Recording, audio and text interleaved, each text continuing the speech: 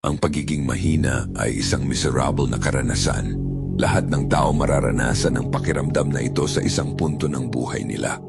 Kung gusto mong magkaroon ng kontrol sa buhay mo, kailangan mo munang magkaroon ng kapangyarihan. Pero kailangan mo munang maintindihan kung ano talaga ang kapangyarihan.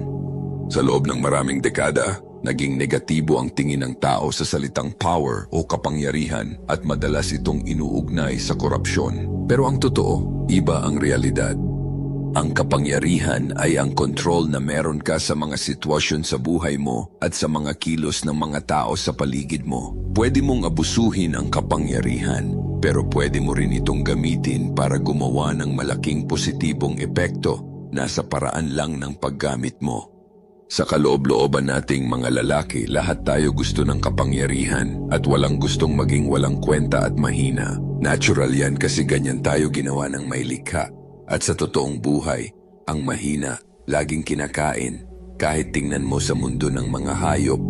Dito naman sa mundo nating mga lalaki, kapag mahina ka, may mas malakas na gagalaw para kontrolin ka, boss mo, kaklase mo, kahit kaibigan mo. Minsan pati sarili mong emosyon nakokontrol ka.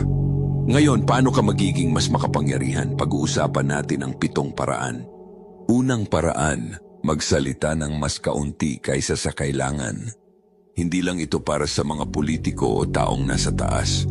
Sa karamihan ng aspeto ng buhay, habang mas kaunti ang sinasabi mo, mas malalim at misteryoso ang tingin sa iyo ng mga tao. Ang mga makapangyarihang tao ay nangi-impress at nananakot sa pamamagitan ng kakaunting salita. Habang mas marami kang sinasabi, mas mataas ang posibilidad na may masabi kang katangahan. Ang mga salitang binibitawan mo ay parang mga palasong pinakawalan na mula sa pana. Kapag nakalabas na, hindi na ito maibabalik. Kaya piliin mo ng mabuti ang mga salita mo at panatilihin mo silang nasa kontrol mo. Imbes na magsalita ng magsalita, mas mabuting makinig ka at intindihin ang mga intensyon sa likod ng mga sinasabi ng iba. Habang mas matagal kang nakikinig, mas dumadaldal ang ibang tao, at habang dumadaldal sila, mas naiintindihan mo ang tunay nilang intensyon. Ikalawang paraan, umiwas sa mga taong puro kamalasan at negatibo ang dala. Ang mga taong palaging miserable ay nagpapakalat ng miserableng pakiramdam na parang impeksyon. Puro reklamo, drama at problema lang ang bukang bibig, pero walang ginagawa para ayusin sarili nila. At kapag lagi kang nakababad sa ganong klaseng tao, unti-unti kang nagiging katulad nila. Nakakahawa ang miserableng mindset, kaya huwag mong maliitin ang epekto ng mga taong lagi mong kasama. Madalas, yung mga taong wasak ang buhay, sila rin mismo ang sumisira nito. At kapag hindi ka nag-ingat, isasama ka nila sa pagbagsak nila. Makakatagpo ka ng mga ganyang klaseng tao kahit saan, sa trabaho, sa tropa, minsan kahit sa kamag-anak mo may ganyan. Yung mga tipong puro reklamo at chismis tungkol sa iba, akala mo ikaw kakampi nila, pero kapag wala ka, pangalan mo naman ang pulutan. Ang mga taong ganyan parang lumulubog na bangka. Kapag masyado kang nagtagal, isasama ka nila lumubog. Mas mabuting mapalibutan ka ng mga taong may direksyon, may disiplina at gustong umangat sa buhay. Ikatlong paraan, matutong mawala. Intindihin mo ito mabuti, ulitin kung kailangan. Kapag lagi kang available, bumababa ang halaga mo. Habang mas madalas kang nakikita at naririnig ng mga tao, mas nagiging ordinaryo ka sa paningin nila. Kaya pansinin mo, yung mga lalaking may tunay na bigat, hindi laging present, hindi sila yung laging sumasawsaw, laging nagpaparamdam, laging naghahanap ng atensyon. Marunong silang umatras at magbigay ng space, at dahil doon, mas nire-respeto sila. Kapag may naitayo ka ng pangalan o presensya sa isang grupo, minsan ang paglayo ang mas nagpapataas ng value mo. Kapag nawala ka sandali, saka ka mas napapansin. Kaya matuto kang magkaroon ng boundary dahil mas nire-respeto ng tao ang hindi nila laging naaabot. Ika-4 na paraan, huwag mong ipakita lahat ng hirap mo. Dapat magmukhang natural ang mga kilos mo at parang ginagawa mo lang ito ng walang kahirap-hirap. Ang lahat ng paghihirap, ensayo at mga teknik na ginamit mo ay dapat nakatago. Kapag kumikilos ka, gawin mo itong parang kaya mo pang gumawa ng mas higit pa.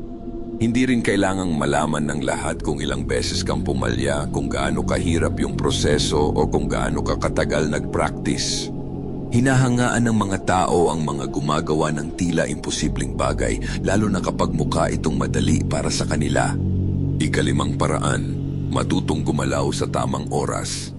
Iwasan mong magmukhang nagmamadali. Yung lalaking hindi makapaghintay, madalas siya rin yung walang kontrol sa sarili niya.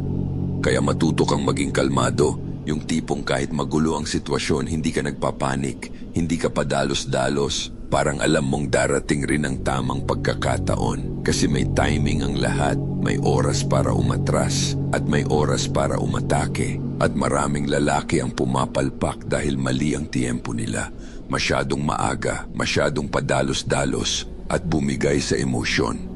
Ang lalaking may disiplina marunong maghintay, at kapag dumating na ang tamang oras, makikita mo sa kilos niya ang intensyon. Ika-6 na paraan, kumilos ng may tapang. Ang pagdududa at pag-aalinlangan lumalabas sa kilos mo. Makikita sa paraan ng pagsasalita at desisyon mo. Kaya pansin mo, pag half-hearted ka, half lang rin ang resulta. Mapanganib ang pagiging mahiyain. Kasi sa totoong buhay, maraming pagkakataon ang nawawala hindi dahil bobo ka, kundi dahil takot kang gumalaw. Mas mabuting kumilos ng may tapang kahit magkamali ka pa. Mas madali pang ayusin ang maling galaw kaysa sa lalaking walang ginawa buong buhay niya. Kaunti lang ang ipinapanganak na matapang. Karamihan, natutunan lang sa paulit-ulit na pagharap sa takot at ganun din ang pagiging duwag. Kapag paulit-ulit kang umiiwas, nasasanay kang umurong. Kaya kung napapansin mong takot kang kumilos, simulan mong baguhin yan. Sanayin mo sarili mong gumalaw kahit kinakabahan ka. Kasi ang totoo, hinahangaan natin ang matatapang at kawawa at madalas nakakainis ang tingin natin sa mga duwag. Ika-7 paraan, tapusin mo ang mga laban na kailangan tapusin. Hindi lahat ng tao gusto kang makitang umangat. May mga taong lihim na hinihintay kang bumagsak, yung tipong ngiting aso sa harap mo pero gustong-gusto kang makitang masira. At kapag hinayaan mong paulit-ulit ka nilang bastusin, gamitin o hilahin pababa, uulitin lang nila yan. Kaya minsan kailangan mong matutunang maging mabagsik, hindi yung emosyonal o padalos-dalos, kundi malinaw na paglagay ka ng boundary. Kapag may taong paulit-ulit sumisira sa kapayapaan mo, dinadagdagan ang problema mo, o hinihila ka palayo sa direksyon mo, putulin mo. Walang masama doon. At kung gagawin mo, yung talagang intentional, hindi half-hearted. Kasi kapag kalahati lang ang pagputol, makikita nila, tapos babalik at babalik lang ang problema. Maraming lalaki ang hindi makausad dahil ayaw nilang bitawan yung mga taong matagal nang sumisira sa buhay nila. Minsan, ang tunay na kapangyarihan ay yung kakayahan mong magsabing, tama na. At panindigan yon